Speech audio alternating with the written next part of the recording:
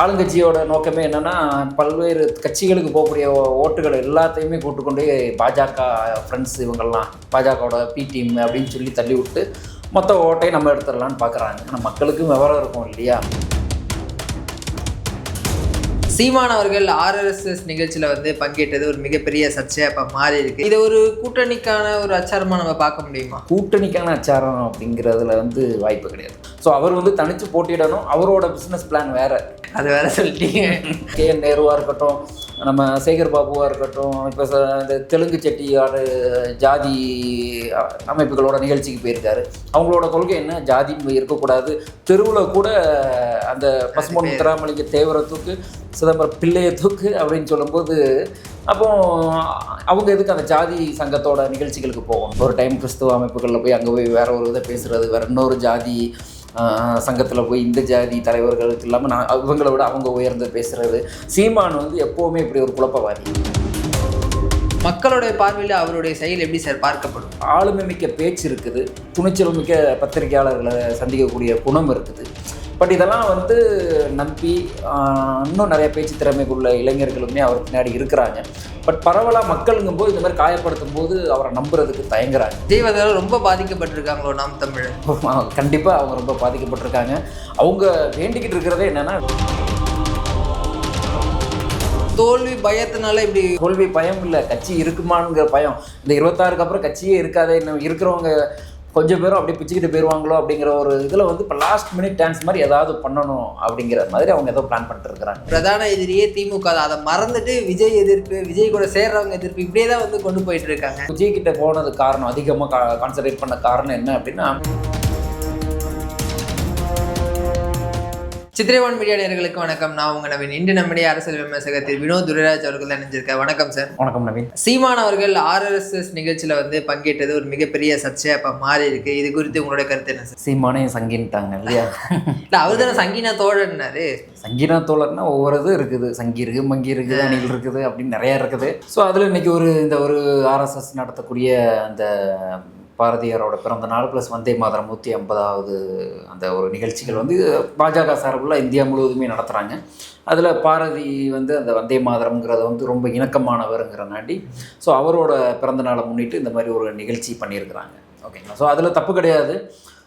அந்த நிகழ்ச்சிக்கு இவர் வந்ததுனால வேண்டி இவர் பாஜகவோட பி டீம் நிறையா இருக்கிறனாடி ஒரு சி டீம் கூட போட்டுக்கலாம். ஆனால் பி டீம் தான் எல்லாரையுமே சொல்லுவாங்க அந்த மாதிரி அப்படிங்கிற மாதிரி ஒரு பேசுகிறாங்க. யார் பேசுகிறாங்கன்னு பார்த்தா ஆளுங்கட்சி தான். ஆளுங்கட்சியோட நோக்கமே என்னென்னா பல்வேறு கட்சிகளுக்கு போகக்கூடிய ஓட்டுகள் எல்லாத்தையுமே கூட்டுக்கொண்டு பாஜக ஃப்ரெண்ட்ஸ் இவங்கெல்லாம் பாஜகவோட பி டீம் அப்படின்னு சொல்லி தள்ளி விட்டு மொத்த ஓட்டையை நம்ம எடுத்துடலான்னு பார்க்குறாங்க. ஆனால் மக்களுக்கும் விவரம் இருக்கும் இல்லையா? இந்த அமைப்பு, அந்த ஆர்எஸ்எஸ் நடத்தக்கூடிய நிகழ்ச்சி வந்து இந்தியா முழுவதுமே இந்த ஒரு நிகழ்ச்சி விஜில் அமைப்புன்னு சொல்லணும்னு நினைக்கிறேன். அந்த மாதிரி ஒரு அவங்க வந்து நடத்துவாங்க. அதில் வந்து என்னென்னா காங்கிரஸ் தலைவர்கள், கம்யூனிஸ்ட் தலைவர்கள் நிறையா பேர் வந்து ஒவ்வொரு இதுலையுமே பேசியிருக்கிறாங்க. ஏன்னா அவங்கவுங்க மொழி, அவங்க அந்த கல்ச்சர், அதில் சார்ந்து உள்ளவங்க, அரசியலில் இருக்கவங்க பேசுகிறது கூப்பிடும்போது அவங்க பேசுவாங்க. இங்கே பாரதின்னு உடனே சரி சீமானை கூப்பிட்டது ஒரு நல்ல விஷயம் தானே. சீமானும் ஒரு தமிழ் பற்று அப்படிங்கிற ஒரு நோக்கத்தில் தான் போயிருக்கிறாரு. இது மேலே என்ன தப்பு இருக்குது? இல்லை, அவர் தொடர்ந்து பாஜக விமர்சனம் பண்ணிட்டு வரதை நம்ம வந்து பார்க்க முடியும். எல்லா விஷயங்கள்லையுமே வந்து ஒரு பாஜகவை எதிர்க்கிறாரு. இந்த நிலையில் அவங்க நடத்தக்கூடிய ஒரு விழாவில் போய் பங்கேற்கிறது அப்படின்றது வந்து அது எப்படி சார் நம்ம எடுத்துக்க முடியும்? நீங்கள் ஒரு எதிரி அப்படின்னா நீங்கள் அவங்களுக்கு எதிரான ஒரு ஸ்டாண்டில் தான் இருக்கணும். அவங்க நடத்தக்கூடிய நிகழ்ச்சி நீங்கள் போய் கலந்துக்கிட்டு பேசிட்டு வெளில வந்து ப்ரெஸ்ஸை பார்த்து நான் வந்து பிஜேபிக்கு எதிராக பேசுகிறேன்றத மக்கள் எப்படி நம்புவாங்க? இதை எப்படி வந்து ஆர்எஸ்எஸ் நடத்துறது? ஆர்எஸ்எஸ்ங்கிறது ஆர்எஸ்எஸ் பிஜேபி ஒன்று தான். RSS BJP. சரி, ஆர்எஸ்எஸ் யாரு, பிஜேபி யாரு? இல்லை, பிஜேபி இயக்கக்கூடியதே வந்து ஆர்எஸ்எஸ் தானே. அது ஒரு இயக்கம், அது ஒரு தொண்டு நிறுவனம் தானே, சமுதாய பணிகள் செய்யக்கூடிய ஒரு நிறுவனம் அப்படின்னு தானே. ஆர்எஸ்எஸ்ங்கிறதோட நோக்கம் எதுவும் தீவிரவாத செயல் செய்யறதுக்கா இல்லை எதுவும் பண்றாங்களா? அந்த மாதிரி எதுவும் ஏதாவது அப்படி ஏதாவது கேஸ் இருக்கா? அந்த மாதிரி ஆர்எஸ்எஸ் என்ன பண்ணி பாஜகவோட அது ஒரு கட்சி இருக்குது, இது ஒரு இயக்கம். அதே மாதிரி இங்கே திராவிட இயக்கங்கள் நிறையா இருக்குது, திமுக இருக்குது. கரெக்டு தானே? அப்போ இங்கே இருக்கக்கூடிய சில இதுகள் வந்து வேறு இஸ்லாமிய அமைப்புகள் இருக்குது. அந்த இஸ்லாமிய அமைப்புகளோட நிகழ்ச்சியில் முதல்வர் கூட போகிறாரு. அந்த இஸ்லாமிய அமைப்புகள் சார்ந்து இன்னும் வேறு விஷயங்கள், பிரச்சனைகள்லாம் நிறையா வந்திருக்கு. அந்த டாபிக் நம்ம போக வேண்டாம். அப்போ இருங்க, நான் சொல்லிக்கிறேன். அப்போ அங்கே போகும்போது இவர் அந்த இதுக்கு ஒரு 3வது இதுக்கு சார்ந்து முக ஸ்டாலினும் அந்த தீவிரவாதிகளுக்கோ இல்லைன்னா இஸ்லாமிய கிறிஸ்துவ அமைப்புகள் சார்ந்து சில நிறைய நிகழ்ச்சிகள் போகிறாங்க. ஸோ அப்போ அப்படி போகும்போது இவரையும் அந்த மாதிரி ஏதாவது ஒன்று சொல்ல முடியுமா? அப்படிலாம் சொல்ல முடியாதுல்ல. இப்போ இந்த KN நேருவாக இருக்கட்டும், நம்ம சேகர் பாபுவாக இருக்கட்டும், இப்போ இந்த தெலுங்கு செட்டியார் ஜாதி அமைப்புகளோட நிகழ்ச்சிக்கு போயிருக்காரு. அவங்களோட கொள்கை என்ன? ஜாதி இருக்கக்கூடாது. தெருவில் கூட அந்த பசும்பொன் முத்துராமலிங்க தேவரை தூக்கு, சிதம்பரம் பிள்ளையை தூக்கு அப்படின்னு சொல்லும்போது, அப்போ அவங்க எதுக்கு அந்த ஜாதி சங்கத்தோட நிகழ்ச்சிகளுக்கு போகணும்? அப்போ அதே மாதிரி இது அதனால நான் சொல்லிடுறேன், RSS அப்படிங்கிறது ஓகே, அதுக்கு எதிர்ப்பு அரசியல் செய்யக்கூடியவங்களுக்கு அது அரசியல் ரீதியான எதிர்ப்பாக தான் செய்கிறாங்க. அதே மாதிரி பாஜக எதிர்க்கிறாங்கன்னா கொள்கை ரீதியான எதிர்ப்பு தான். கரெக்டு தானே? ஸோ அந்த வகையில் இவர் கட்சி ரீதியாக எதிர்ப்பு இருக்குது. ஆனால் அவர் போயிருக்கக்கூடியது எதுக்கு? வந்தே மாதரம் தேசமா அப்படின்னு பார்க்கும்போது தமிழ் பாரதிக்கு வேண்டி போயிருக்கிறாரு, தேசத்துக்கு வேண்டி வந்தே மாதரம் 150வது அப்படிங்கும்போது அதை பற்றி பேசுகிறதுக்கு போயிருக்கிறாரே தவிர இதை பெரிய விஷயமா நம்ம எடுத்துக்க வேண்டாமே. அதை அரசியல் ஓட்டு அரசியலுக்கு தான் இதை பெருசுப்படுத்துவாங்க. அதில் தான் கில்லாடி திமுக வாச்சு. இல்லை, தொடர்ந்து திரு சீமான் மீது பாஜகவினுடைய சாயம் பூசப்பட்டதை நம்ம பார்த்துட்டு இருக்கோம். அவர் சங்கீனா தோழன் சொன்னதாக இருக்கட்டும், பல ஸ்டாண்டில் அவர் மாற்றி பேசியிருக்கிறத நம்மளால பார்க்க முடியுது. அவர் இப்போ திருப்பரங்குன்றம் விஷயத்தில் என்ன பேசினார்? அரசியல் செய்ய வேணாம், அரசியல் செய்யறாங்க. என்ன சொன்னாருன்னா, எங்க தமிழ் கடவுள் முருகருக்கு உங்களுக்கு என்ன சம்மந்தம், நீங்க எதுக்கு வரீங்கன்னு அவங்கள தானே கேட்குறாரு. ஸோ அப்போ எல்லாத்தையும் தான் கேட்டிருக்கிறாரு. அப்போ பாஜக எதிர்த்து தான் பேசுகிறாரு, அதே மாதிரி எல்லா விஷயங்களையும் எதிர்த்து தான் பேசுவார். புரியுதுங்களா? அதனாடி இதுக்கு அவர் அரசியல் வேற, இது வேற. இதை ஒரு கூட்டணிக்கான ஒரு அச்சாரமாக நம்ம பார்க்க முடியுமா? கூட்டணிக்கான அச்சாரம் அப்படிங்கிறதுல வாய்ப்பு கிடையாது. கூட்டணி அப்படிங்கிறது அவர் தனித்து தான் சொல்லிட்டு இப்போ ஒவ்வொரு நிகழ்ச்சிகள்லையுமே அவர் இவர் இந்த தேர்தலில் இங்கே நிற்க போகிறாங்க, வீரப்பன் மகள் இங்கே மேட்டூரில் நிற்க போகிறாங்க அப்படின்னு சொல்லி நிறைய அறிவிச்சிட்டு இருக்கிறாங்க. ஸோ அவர் தனித்து போட்டியிடணும். அவரோட பிஸ்னஸ் பிளான் வேற. அது வேற சொல்லிட்டீங்க. அரசியலில் அவர் ஒரு தொழில் ரீதியான வேறு பிளான் இருக்கிறாரு. அவர் அந்த மாதிரி செயல்பட்டு போய்ப்பார். ஒரு டைம் கிறிஸ்துவ அமைப்புகளில் போய் அங்கே போய் வேற ஒரு இதை பேசுகிறது, வேறு இன்னொரு ஜாதி சங்கத்தில் போய் இந்த ஜாதி தலைவர்களுக்கு இல்லாமல் இவங்களை விட அவங்க உயர்ந்து பேசுகிறது. சீமான் எப்போவுமே இப்படி ஒரு குழப்பவாதி. புரியுதுங்களா? ஒவ்வொரு ஜாதியும் மாற்றி மாற்றி பேசுகிறது, ஒவ்வொரு மதத்தை மாற்றி மாற்றி பேசுகிறது. இப்போ பாஜக போய் பேசுவார். அப்படி சொன்னால் நான் சரின்னு சொல்லலாம். அவர் ஒரு குழப்பவாதி, அரசியல் தான், தொழில் சார்ந்து அரசியல் சார்ந்த தொழில்னு கூட சொல்லலாம். அந்த மாதிரி பண்ணுறவர் தான். ஆனால் அங்கே போனதுனால வேண்டி அவர் பாஜகவோட டீம் சொல்லிட்டு திமுக ஒரு ஓட்டை கவர பார்க்குறாங்க தெரியுமா? அது திமுகவோட தில்லாலங்கடி தான் சொல்கிறேன். அண்ட் இப்போ கூட்டணி இல்லை அப்படின்னு முடிவாயிடுச்சு. ஆனால் அவர் தொடர்ந்து நீங்கள் சொன்ன மாதிரி எல்லா ஜாதி சங்கங்களுடைய நிகழ்ச்சிகளுக்கும் போகிறாரு, மதம் சார்ந்த நிகழ்ச்சிகளுக்கு போகிறாரு. அப்படி இருக்கும்போது அவர் எல்லா தரப்பு மக்களுடைய வாக்குகளை கவர்வதற்காக இந்த மாதிரி இப்போ பாஜக அப்படின்னா இந்துக்களுடைய வாக்குகளை கவர்வதற்காக இந்த மாதிரியான நிகழ்ச்சிகளை பங்கேற்கிறாரா அப்படி நினைச்சு அவர் போறாரு. பட் ஆனால் அவருக்கு என்ன பேசுறோங்கிற ஒரு நிலையான ஒரு இது இருக்கா அப்படின்னா, அதுதான் சொல்கிறேன். ஒரு இப்போ கிறிஸ்துவ மக்களுக்காக அந்த ஒரு இதில் போய் பேச போகிறாருன்னா அவங்கள பற்றி புகழ்ந்து பேசலாம், இன்னொருத்தங்களை பற்றி இகழ்ந்து பேசக்கூடாது. இவர் தெரியாமல் அந்த இன்னொரு தரப்பு மக்கள் அவர் எந்த ஒரு இதுக்கு போனாலும் ஒரு தரப்பு மக்கள் ஆதரிக்கிற மாதிரியும் இனி ஒரு தரப்பு மக்கள் எதிர்ப்பு தெரிவிக்கிற மாதிரியும் இருக்குது. அதே அப்படி ஆகிறாரு. அப்போ அதே அடுத்த ஒரு மாதம் இந்த மக்களுக்கான நிகழ்ச்சிக்கு வருவார். இங்கே போயிட்டு இந்த மக்களுக்கு ஆதரவாகவும், அங்கே போய் இப்போ ஆதரவாக பேசின மக்களுக்கு இங்கே எதிராக பேசும்போது அவங்க எதிர்ப்பாயிருவாங்க, இவங்க ஆதரவாயிருவாங்க. இப்படியே அவர் என்ன ஒரு அரசியல் பண்றாருங்கிறத அவர் புரிஞ்சு செயல்பட்டா இன்னும் கொஞ்சம் நல்லா இருக்கும். கூட இருக்கவங்களாலே புரிஞ்சுக்க முடியலன்றது தான் நிறைய பேர் வெளில வராங்க. ஆமா. ஸோ நம்ம எப்படி சார் அவங்களோட அரசியல் நகர்வே எப்படின்னு புரியல. அதனாடி தான் நான் சொல்றேன், அது ஒரு பிஸ்னஸ், அது ஒரு பிஸ்னஸ் ரீதியான ஒரு அரசியல் பிஸ்னஸ்ன்னு சொல்லலாம். அவரோட நிலைப்பாடு அப்படின்றது எப்படி சார் இருக்கும் 2026 தேர்தலில்? 2026 தேர்தலில் எந்தெந்த இடத்துக்கள்ல எப்படி ஆள்கள் நிற்கிறாங்கன்னு பார்த்துட்டு அங்கே யாரெல்லாம் நிறுத்துறது மாதிரி கொண்டு சில பொட்டிகளை வாங்கிட்டு போகிறாங்க. ஜெயிக்கிறதுக்காக தானே பொட்டிகளை வாங்க போறாரு அப்படிங்கிற ஜெயிக்கிறது, பணத்தை ஜெயிக்கிறது அப்படின்னு சொல்றாங்க. ஸோ அந்த மாதிரியான விஷயங்கள்ல அவர் தொடர்ந்து 2031 நோக்கி தான் அவர் பயணமாக இருக்க முடியும். 2026 வாய்ப்பு இல்லை. விஜயோட அரசியல் இந்த 2026 எப்படி வருதுங்கிறத பொறுத்து தான் சீமானோட அரசியலே இருக்கு. ஏன்னா இப்போ நீங்கள் மற்ற எல்லா கட்சிகளும் பார்த்தீங்க அப்படின்னா அந்த ஆட்சி அதிகாரத்துக்கு வரணும், அட்லீஸ்ட் முதல்வர் ஆக முடியலனா கூட எம்எல்ஏ ஆகணும், மினிஸ்டர்ஸ் ஆகணும் அப்படின்ற ஒரு ரீதியெல்லாம் எல்லாருமே ஒர்க் பண்ணிட்டுங்க.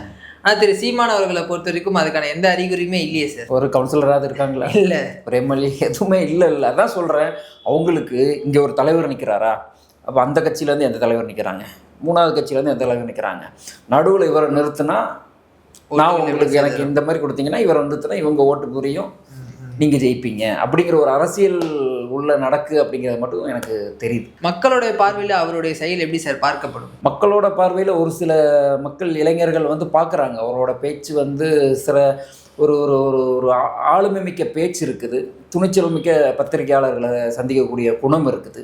பட் இதெல்லாம் வந்து நம்பி இன்னும் நிறைய பேச்சு திறமைக்குள்ள இளைஞர்களுமே அவர் பின்னாடி இருக்கிறாங்க. பட் பரவலாக மக்களுங்கும்போது இந்த மாதிரி காயப்படுத்தும் போது அவரை நம்புறதுக்கு தயங்குறாங்க. அதனாலே அவரோட அரசியல் நல்லா இருக்கணும்னா அவரோட பேச்சு திறமையை வந்து சரியான வழியிலையும் அவர் கூட இருக்கக்கூடிய பேச்சாற்றல் நிறைந்த இளைஞர்களை ஒரு தெளிவான ஒரு கொள்கையோட வழி நடத்தினா நல்லாயிருக்கும். திரு நாஞ்சில் சம்பத் அவர்கள் தாவேக்களை இணைஞ்சதுக்கு பிறகு சாட்டை துரைமுருகன் வர்சஸ் நாஞ்சில் சம்பத் அப்படின்றது வந்து ஒரு வார்த்தை போரா மாறிட்டு இருக்கு. இவர் அவரை திட்டுறாரு, அவரு நாஞ்சில் சம்பதா நாகரிகமா திட்டுறாரு. பட் சாட்டை துரைமுருகன் பொறுத்த வரைக்கும் வந்து ஒருமையில பேசக்கூடிய விஷயங்கள் நிறைய பார்க்கும். ஏன்னா அவங்க நம்பி ஒரு இளைஞர்கள் பட்டாளம் இருக்கு. சாட்டை துரைமுருகனை வந்து ஒரு தலைவரா வந்து ஏத்துக்கிற நிறைய கூட்டம் வந்து இருக்கு. அப்படி இருக்கக்கூடிய சூழல்ல அவர் ஒரு மூத்த நிர்வாகி, அவரே இப்படி பேசுறது நம்ம எப்படி சார் எடுத்துக்க முடியும்? இது எலெக்ஷன் பக்கத்துல வந்தாச்சு, ஏதாவது ஒன்று பேசி சர்ச்சை ஆகும்போது ஒளிபரப்பப்பட்டு மக்கள் மத்தியில் அதிகமாக பரவலாக பேசப்படும் போது தான் அவங்களுக்கு இப்போ ஒரு நல்லா இருக்கும் அப்படிங்கிறது வாக்கு வங்கியாக உருவாகும் அப்படிங்கிறது கவனம். நாம் தமிழர் கட்சி வந்து ஒரு வாக்கெடுக்கணும் அப்படின்னு ஒர்க் பண்ணுறதா ஏன் தெரில. ஆனால் சாட்டை துரைமுருகன் வந்து ஏதாவது ஒன்று வேணும், ஏதோ ஒரு இதை நோக்கி தான் அவர் போய்கிட்டு இருக்காரு. ஏன்னா அவரோட பேச்சு வந்து நிறைய விஷயங்கள் சார்ந்திருக்கும், அதில் இருக்க குறைகளையும் இதையில எடுத்து சொல்லிட்டு போயிருப்பார். இது மாதிரி நாகரிகமற்று அவர் பேச மாட்டார். ஏன்னா ரீசெண்டாக டிடிவி தினகரன் கூட பேசி கொஞ்சம் பிரச்சனையாச்சு, அப்படியே ஒவ்வொருத்தர் கூட பேசி நிறைய பேர் கூட பிரச்சனை வந்தது. விஜயை வந்து இப்போ வரைக்குமே விஜய் கட்சிக்கு போகிற எல்லாரையுமே, செங்கோட்டையன் கூட வந்து ஒரு ரொம்பவுமே வந்து ஒரு அவர் விமர்சித்த விதம் வந்து தவறாக தான் இருந்தது. ஏன்னா அவர் அப்படி ஒரு தலைவர் விமர்சனம் செய்யலாம், பட் ஆனால் அதை ரொம்பவே அட்டாக் பண்ணுற மாதிரி இருக்குது. அதே மாதிரி இப்போ நாஞ்சில் சம்பத் அவர்களையுமே வந்து விமர்சனம் செய்கிறாரு, கட்சி மாறுறதை வச்சு. அவர் ஒரு சில அவரோட பதிவு பார்க்கும்போதே ரொம்ப கடினமாக தான் இருந்துச்சு, கஷ்டமாக இருந்தது. பட் அவரோட அரசியல் இந்த இடத்துல ஏதோ ஒரு பிளான் வச்சுருக்கிறாங்க. சாட்டை விஜய் வந்ததுனால வேண்டி போட்டிக்கு ஏதாவது ஒன்று பண்ணலாம், இல்லைன்னா ஒரு சீட்டாகவும் துரைமுருகனை முன்னெடுக்கலாமா அப்படிங்கிற ஒரு எதுவும் பிளான் வச்சுருக்காங்களா அப்படிங்கிறது போக போக தெரியும். இல்லை விஜய் வந்தாலும் ரொம்ப பாதிக்கப்பட்டிருக்காங்களோ நாம் தமிழர்? கண்டிப்பாக அவங்க ரொம்ப பாதிக்கப்பட்டிருக்காங்க. அவங்க வேண்டிக்கிட்டு இருக்கிறதே என்னென்னா விஜய் வந்து தனித்து நின்றக்கூடாது. தனித்து நின்று ஒரு ஒரு ஒரு பர்சன்டேஜ் ஓட்டு வாங்கி இவங்களோட நாம் தமிழரோட வாங்கிட்டாங்க அப்படின்னா, இப்போ வந்தவர் இவ்வளோ வாங்கிட்டு போகும்போது சீமானோட இத்தனை கால பேச்சாற்றல் இவ்வளோ பேசி எல்லாமே வேஸ்ட் ஆகிரும் இல்லையா? மக்கள் மத்தியில் அந்த கட்சி வந்து புறக்கணிக்கப்படக்கூடிய கட்சியாகிரும், இருக்கிற இடம் தெரியாமல் போயிடும். ஸோ விஜய் கூட்டணி வச்சு அந்த வாக்கு எடுத்தாருன்னா அது கூட்டணி வச்சு தானங்க எடுத்தீங்க அப்படின்னு பேசிக்கிடலாம் அப்படிங்கிற ஒரு பயத்தில் இருக்கிறாங்க. அப்போ அந்த விஜய்க்கு போகக்கூடிய அந்த சில இளைஞர்களை தடுக்கணும்னா கொஞ்சம் இளைஞர்கள் வந்து இந்த மாதிரி கொஞ்சம் ஏதாவது ஒரு ஆதிக்கம் செலுத்தி ஒரு குற்றச்சாட்டுகளை முன்னிறுத்தி பேசினா பின்னாடி போயிடுவாங்க இப்போ உள்ள இளைஞர்கள் நினச்சிட்டு அதை பண்ணிட்டு இருக்கிறாங்க. பட் அவர் பேசுகிற விதம் வந்து தவறான விஷயத்தை பற்றி பேசும்போது நிறைய இளைஞர்கள் வந்து போக மாட்டாங்க. இல்லை அதனால தான் குறிப்பாக நினைக்கிறேன். ஏன்னா அவர் வந்து ஒரு இளைஞர் ஃபாலோவர்ஸ் வந்து அவங்களுக்கு இருக்காங்க. அப்படி இருக்கக்கூடிய சூழலில் நாளைக்கு அவரே பேசாருப்பா நம்ம பேசின என்ன அப்படின்ட்டு அது இளைஞர்களுக்கு ஒரு தப்பான முன்னுதாரணமாக வந்துட போகுது அப்படின்றது தான் வந்து தப்பான முன் உதாரணம் தான். ஒரு செங்கோட்டையன், இப்போ ஒரு நாஞ்சில் சம்பத்து, இந்த மாதிரி டிடிவி தினகரன் இவங்களை வந்து அரசியல் ரீதியாக தாக்கலாம். பட் அவரை வந்து அவங்கள வந்து ரொம்பவே ஒரு மாதிரி ஒரு நடத்துகிற விதம் வந்து அரசியல் நாகரிகமற்ற செயல் அப்படின்னா தோல்வி பயத்தினால இப்படி பண்ணுறாங்களோ அது உண்மைதான். தோல்வி பயம் இல்லை, கட்சி இருக்குமாங்கிற பயம். இந்த 26க்கு அப்புறம் கட்சியே இருக்காதே, இன்னும் இருக்கிறவங்க கொஞ்சம் பேரும் அப்படியே பிச்சுக்கிட்டு போயிடுவாங்களோ அப்படிங்கிற ஒரு இதில் வந்து இப்போ லாஸ்ட் மினிட் டான்ஸ் மாதிரி ஏதாவது பண்ணணும் அப்படிங்கிற மாதிரி அவங்க ஏதோ பிளான் பண்ணிட்டு இருக்கிறாங்க. ஒரு பக்கம் திரு சீமான் அவர்கள் ப்ரெஸ் மீட்டாக வந்து கொடுத்துட்டு இருக்காரு, இன்னொரு பக்கம் சாட்டை வந்து அதாவது அவங்களுடைய பிரதான எதிரியே திமுக அதை மறந்துட்டு விஜய் எதிர்ப்பு, விஜய் கூட சேர்றவங்க எதிர்ப்பு இப்படியே தான் வந்து கொண்டு போயிட்டு இருக்காங்க. பிரதான எதிரி வந்து இப்போ ஆட்சி அமைக்கணுங்கிற உங்களோட யுக்தகலமாக இருந்தால் திமுகவை வந்து திமுகவையும் அட்டாக் பண்ணுறாங்க, இல்லைன்னு சொல்லி எல்லா கட்சியும் அட்டாக் பண்ணுறாங்க. முழுமையாக திமுக ஆளும் கட்சியை எதிர்த்து ஓட்டு வங்கி எடுக்கலான்னு பார்ப்பாங்க. விஜய் அதெல்லாம் பண்ணிட்டு இருக்கிறாங்க. அதே மாதிரி நம்ம இந்த எதிர்கட்சி எடப்பாடி பழனிசாமி அவர்களுமே வந்து துல்லியமாக அதுக்காக தான் செயல்பட்டு இருக்கிறாரு. பட் இவங்க அந்த பாதையை விட்டு இப்போ விஜய்கிட்ட போனது காரணம், அதிகமாக கான்சன்ட்ரேட் பண்ண காரணம் என்ன அப்படின்னா, இந்த அடுத்த எலெக்ஷன் கட்சி இருந்தால் அடுத்த எலெக்ஷன் 31 கூட நம்ம போராட முடியும். விஜயோட ஆதிக்கம் அதிகரிச்சிருச்சுன்னா அந்த கட்சியே இருக்காது, அந்த கட்சியில் தொண்டர்களே இல்லாமல் ஒரு இப்போ தேமுதிகவோட நிலை வந்து ரொம்பவே பரிதாபமாக இருக்குது. புரியுதுங்களா? நிறையா கூட்டங்களுக்குமே கூட்டம் சேராமல் பிரேமலதா விஜயகாந்த் அவர்களே வந்து அந்த மேடையிலே வந்து ஆக்ரோஷமாக பேசியிருப்பாங்க. அந்த ஒரு நிலை வந்து நாளைக்கு இவர் பேசுகிறத கேட்குறதுக்கு ஆள் இருந்தால் தானே இவர் பேச்சு மேலே ஒரு காதல் அடுத்து ஏற்படும் மக்களுக்கு. ஸோ அப்படிப்பட்ட அவர் கட்சியே இல்லாதக்கூடிய ஒரு சூழ்நிலை வந்து இந்த எலெக்ஷனில் தான் இருக்க போகுது. அதில் கொஞ்சம் நஞ்சமாச்சும் அந்த தொண்டர்களை கவரணும், ஓட்டு வங்கியை காட்டணுங்கிறதுக்கு வேண்டி யூடியூப் பிரபலமாக இருக்கக்கூடிய இவர் இடும்பாவனம் கார்த்தி இந்த மாதிரி இவங்கள வச்சு தான் அவங்க வந்து அடுத்த கட்ட பிளானாக இருக்குது. நன்றி சார்.